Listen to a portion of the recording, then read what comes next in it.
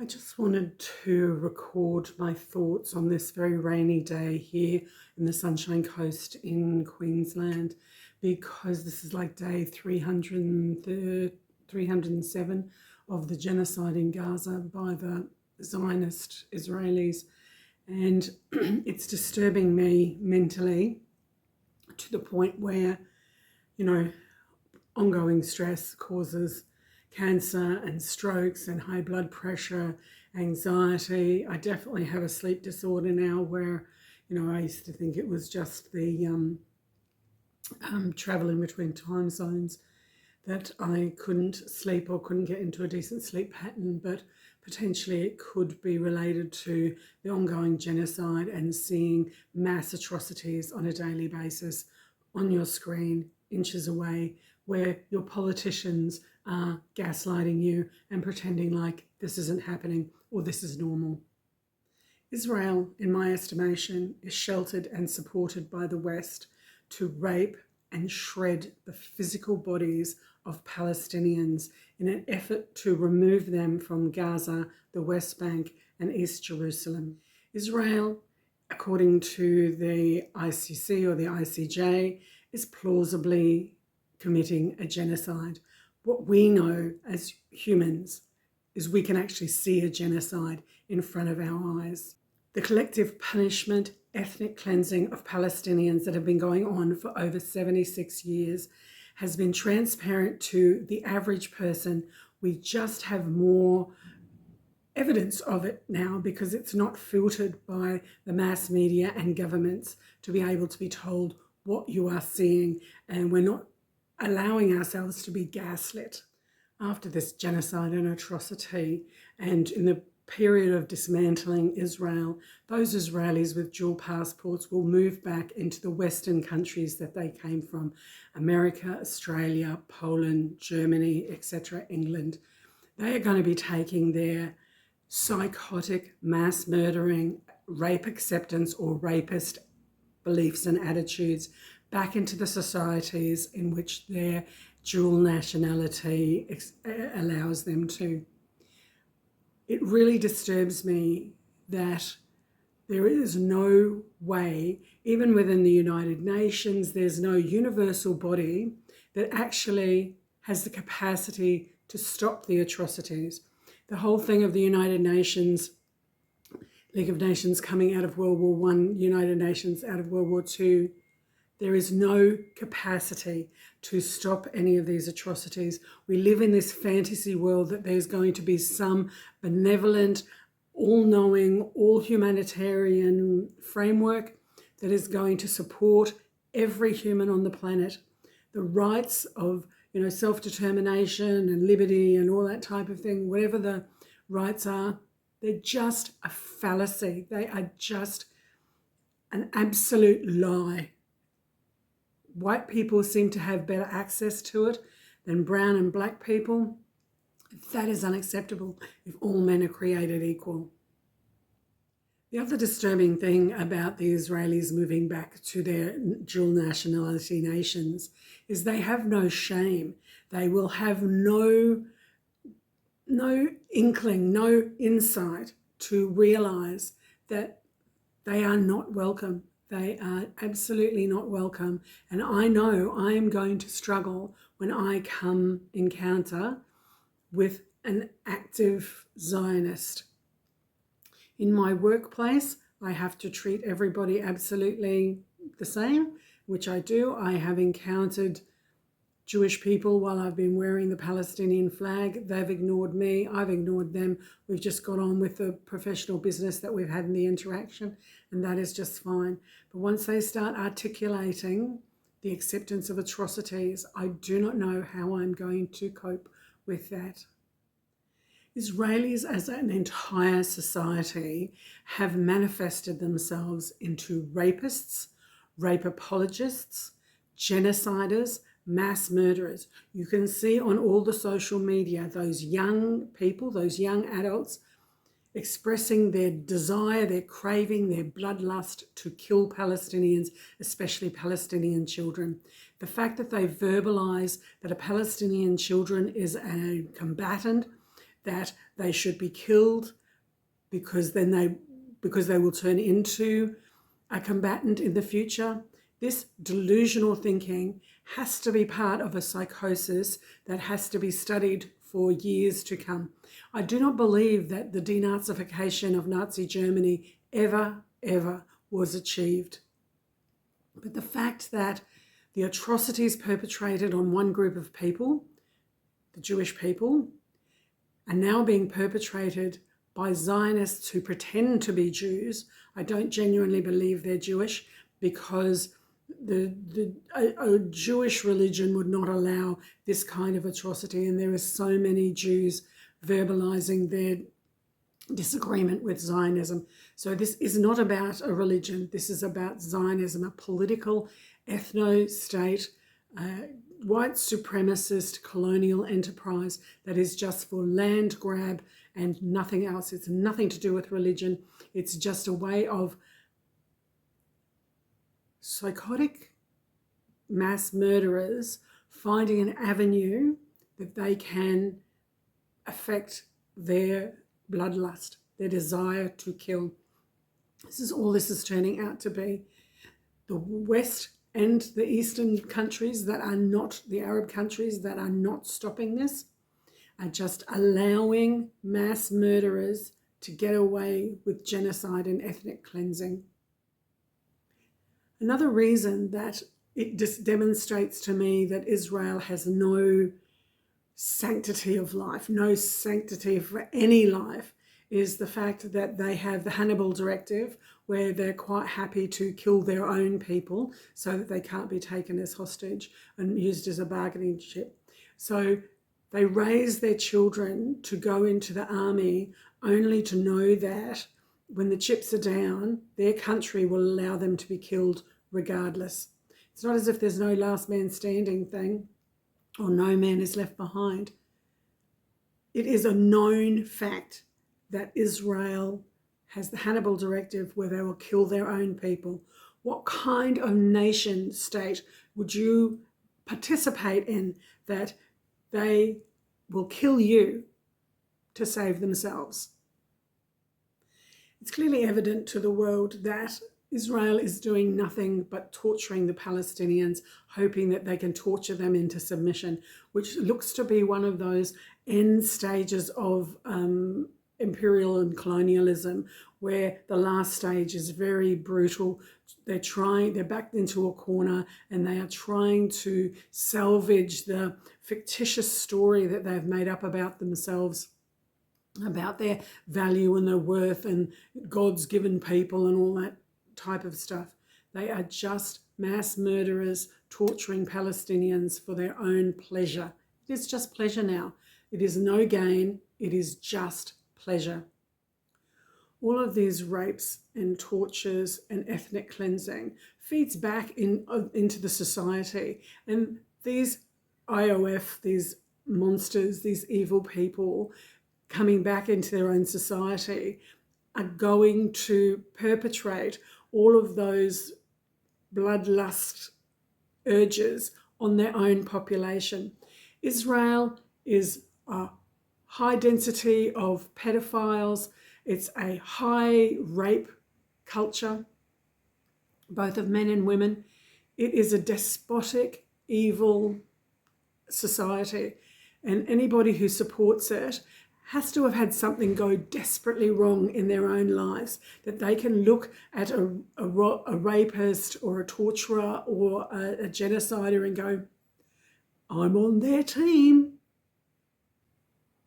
So I will always echo that there is no coming back from a mass society of perpetrators, of murderers, of rapists, of torturers. There is no coming back for a society that is its primary purpose and goal, is to wipe out another population. And we've had, 76 years, so that would have been five, at least 6 generations of people that have been bred just to kill. That is a disturbing fact. You can go and look at all the information about the education system, how from kindergarten, grade 3, they are indoctrinated with images of the Holocaust. Israelis are just bred to kill. It is a disturbing, disturbing situation. On the flip side to the atrocities that Israel is perpetrating, what it is also going to demonstrate for us in the future, and this is why I'm recording this, so if somebody is looking in the future going, oh, I wonder what people thought when this genocide was happening, there's this little video to say, oh, this is what this average rat-faced bitch thinks. Palestinians will not give up, and they will not forgive. They're not going to forgive two sets of people. They are not going to forgive the Arab world that allowed this to happen, that tried to normalize through the Abraham Accords, that tried to normalize for trade and oil. Palestinians are not going to forget or forgive the Arab world for allowing this to happen. They're also not going to allow the West to forget, and they will not forgive. So if anybody thinks that the West is going to, smooth over this, or at some time in the future, this will all be forgotten and water under the bridge, it will not. Whether it is 5 years, 10 years, or 20 years. The people inflicted with the massacres today, seeing children being shredded, having their relatives, their entire family lines wiped out, not decimated, not reduced by 10, completely wiped out, and they are the last people standing. Don't be surprised when a Palestinian wreaks of revenge on the West or the Arab world. People in the West kind of think, oh, I'll vote for a new politician and they will solve the issue. But if you are voting for a politician who has already been in power and has supported this up to this point, there is no way that that politician is going to change their mind, especially with the amount of bribery within the AIPAC, within the Israel lobby. There is no way that any politician in today's society, East or West, is going to change their mind. So if you think voting in a new if you think voting in a new group of politicians that have been historically supporting Israel and genocide, you're delusional. You are barking up the wrong tree. You've got to completely remove this layer of political discourse. The politicians that have been in power for 25 years got to have a complete revolution within the political sphere on that political level. So it's really important to consider what is going to change the political dynamic, and it's going to have to be a complete and utter change to the imperial, colonialist, expansionist, mass murdering, genocidal regimes. They have done it in the Congo, they've done it in Vietnam, they've done it in Latin American countries. We've got to have a complete eradication of the colonial imperialist mindset. In my estimation, change is not going to come from the inside in the West. It is going to come from the outside. It is going to come from activism and political discourse and disrupting the status quo.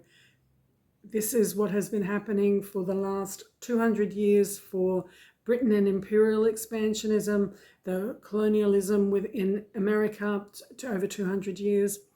This has to be broken, and it's not going to be broken from the inside. It's going to have to be broken from the outside. Having said that, it is disturbing to me that the East, vassals of the West, are weak and spineless. They are oppressing their people from speaking out. The only people at the moment that are really stepping up on behalf of the Palestinians are the Houthis, and they have been, in the grips of a civil war, and they were trying to be eradicated by the Saudis. You have the Hezbollah in Lebanon, a non-state actor that is very powerful. Some groups in Syria, and you have Iran. And Israel has been trying to destabilize Iran from its inception. So Iran is being touted as the boogeyman. Yeah, it's probably not the greatest regime in the world, but it is not the evil monster that Israel is promoting it as, and that it is trying to get America to get into a regional war that will turn into World War III, because Israel is known as a nuclear state, and they have a thing called the Samson option, when Samson in the temple, pushed the pillars aside and he got killed to save the environment. Samson option. Israel are so dumb fucking stupid that they are willing to nuke themselves to wipe out the rest of the world, to prove a point. What kind of motherfucking dumb cunts do you genuinely believe that nuking a 150-kilometre strip? Israel isn't a big country. Israel, you can drive from the top to the bottom if there wasn't the checkpoints in 4 hours. If you drop a nuclear bomb within that space, it wipes you out. It wipes the Palestinians out, but it wipes you out too, you dumb motherfucking stupid bastards. The Samson option is not a viable option, but it's one that they're going to use as leverage, which is really disturbing, because if Iran has nukes and Israel has nukes, this is not going to end well for anybody. It would be really interesting to think that, United Nations would have a universal voice that would be able to advocate on behalf of Palestinians, but they are toothless tiger. Where is it going to come from? Russia? The West is trying to destabilize Russia. Is it going to come from China? The future is unknown. End of story. But it's really important to know that the West, Britain, France, Australia, Germany, they are not the future. And this, as a white person, is disturbing. But I'm coming to the realization that my side, my people, the white people, are dangerous. Horrible, nasty, dangerous, evil people. That's all white people are. The majority of the population of the world is not white. But white man thinks that they can dominate. It is disturbing. And how much energy the West is supporting Israel. How much energy, both money and psychological and verbal, and are they supporting a genocide? There's no coming back for the West for supporting genocide. There's no coming back from those Arab countries either that is not defending the Palestinians against the genocide. Israel will go down, and it will take America with it. Israel is not America's friend. Israel is America's worst enemy, and they just can't see it. Israel were among the first terrorists with the bombing of the King David Hotel, killing 91 Brits. America has been attacked by Israel with the USS, whatever it was, Ulysses or whatever, the ship. America has apologized and covered for Israeli atrocities for its entire existence. What since October 7 has demonstrated to me that there is actually no red line that the West is willing to defend when it comes to black and brown people. This is a disgusting revelation. There is no red line. Israel can massacre in real time in front of our eyes so many atrocities. They are doing so many atrocities now that you can't even remember, was it the Flower Massacre? Was it Al Shifa Hospital? No. They are doing so many atrocities so often, daily, that you are just being overwhelmed with the atrocities. And there is no red line that the West is willing to step up and help the Palestinians. The fact that we are actually living through history, we are living on a daily basis. And people would say, oh, well, what happened in World War II? Nobody knew what was happening. The atrocities happened because it was behind closed doors and clandestine. No, people knew that it was happening. The governments knew that it was happening. The Zionists knew that it was happening, and they were quite happy, and they were supporting the Nazis during the Holocaust. It is absolutely disturbing that we're being gaslit when we can actually see the truth in front of our eyes. We are being told what we are seeing is not what we are seeing. The media is mediating and regulating what you can see. They are filtering the atrocities, but we can see it on our phones on a daily basis, a minute by minute basis. But majority of the world is still dulled in their brain with music and movies and outings and functions. And this is the whole thing. I think it came from the Romans where, let them have the circus or something like that. How do you disrupt a population? By giving them entertainment. Sports, the Olympics. The Olympics was absolutely diabolically disgusting. So they wouldn't allow Russia. They banned Russia from the Olympics because they invaded Ukraine, but they allowed Israeli rapists and murderers to participate in the 2024 Olympics in Paris. Absolutely disgusting. The hypocrisy of the International Olympic Federation. Just another demonstration of how do you dull the population? You give them the games, you give them the distraction, and people are such weak mofos, weak motherfuckers that they just accept it. The mass atrocities is actually in their playbook. So to overwhelm the consciousness of reasonable people with so many atrocities that you just are overwhelmed and don't know where to turn, thinking that we'll throw our hands up and ignore what is happening. But this is just a demonstration of the final throes of a desperate political group. They're backed into a corner. They are rabid dogs fighting for their existence. And this is a rabid dog that needs to be put down. There is no coming back for Israel. There is no coming back to embracing them in an economic, in a society, in a cultural, in a sporting, there is no way in an entertainment. There is no way Israel, Zionists, can be welcomed back into a civilized society. The fact that we are all bearing witness to the killing, the murder, the raping, the shredding of small bodies, and journalism is trying to dull us into silence. It's just disturbing. Journalism will have to have a real come to Jesus moment to realise that they are actually part of the problem. They are part of the problem for allowing the cult of Trump to rise since 2016, so 2015. They have to start taking responsibility that they can't both sides everything, and there is actually bad people in the world, and they have to give the information and stop giving commentary. The interesting thing about the Palestinian resistance that Israel was under a false sense of security that they knew what the oppressed were thinking and doing. They thought that they had implemented all of these high-tech surveillance and oppression and systems and keeping people on a low calorific diet by not allowing aid and food to go into Gaza. Israel got cocky.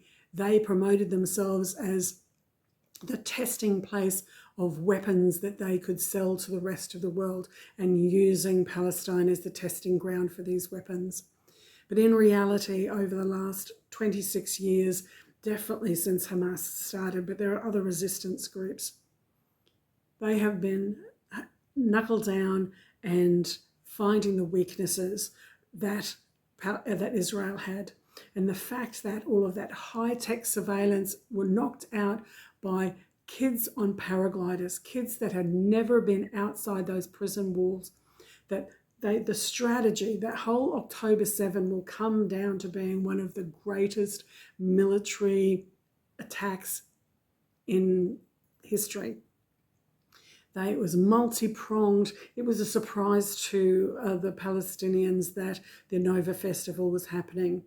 But it'll go down as they kept their silence. They practiced in front of the Israelis, and the Israelis ignored it because they were too cocky. They wouldn't believe the female military people who were reporting that they could see the Palestinians practicing.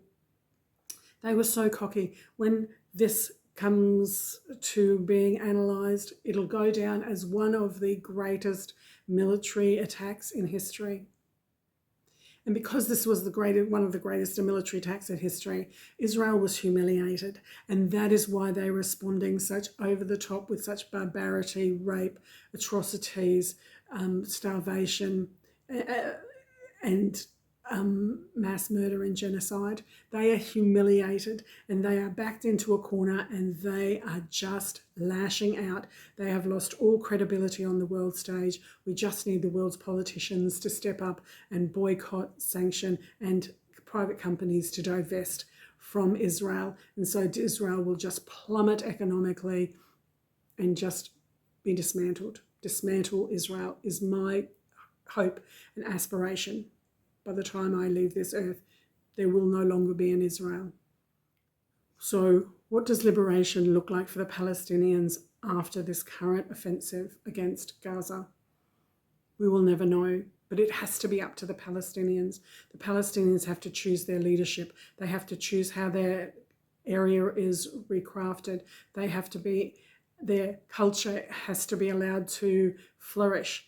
The world has to support the Palestinians to be free to make their own decisions, just like any other nation in the world. They have to have the ability to re-envision their villages. They have to have the ability to reconstruct their villages the way that they want them, their towns and cities the way that they want. The Palestinians have to be able to live on their land the way they want to live on their land, not how other people want them to live on their land. The rape and torture of Palestinians it was an attempt to eliminate all hope and potential freedom. But all it has done is made Palestinians stronger. They will resist the torture and rape and shredding of small bodies and beheading of babies, decapitating of babies. They used rape and beheading of babies as the pretext to the West after October 7 to consent to this genocide. But in actual fact, it was, what did they call the term? It was not a reflection.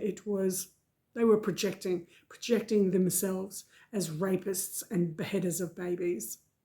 The fact that they can have a rapist on television defending the rape of a Palestinian detainee is just a level of barbarism that knows no bounds. And it just reflects back on the despotic barbarism, the evilness of Israeli society, that you can have a rapist. Yes, he had a balaclava on, but he didn't have a balaclava on in his first interview and he took it off. So you actually can see his ugly, skinny, pale, grotesque face of a rapist, which is actually probably a reflection of what the Israeli society is actually like. Israel has boxed themselves into a corner, trying to eliminate Palestine, trying to eliminate its society, its mosques, its schools, its hospitals. But what it's actually done, it has awakened the rest of the world to how bad Western colonialism is, how bad Israel is, how disgusting Israel is. It's actually making Russia look like a schoolboy. It's actually making Nazi Germany look like just a walk in the park, because we are seeing it with our own eyes in real time. We're not going to be distracted. We will be here on the long haul to support the Palestinians. Free Palestine, dismantle Israel.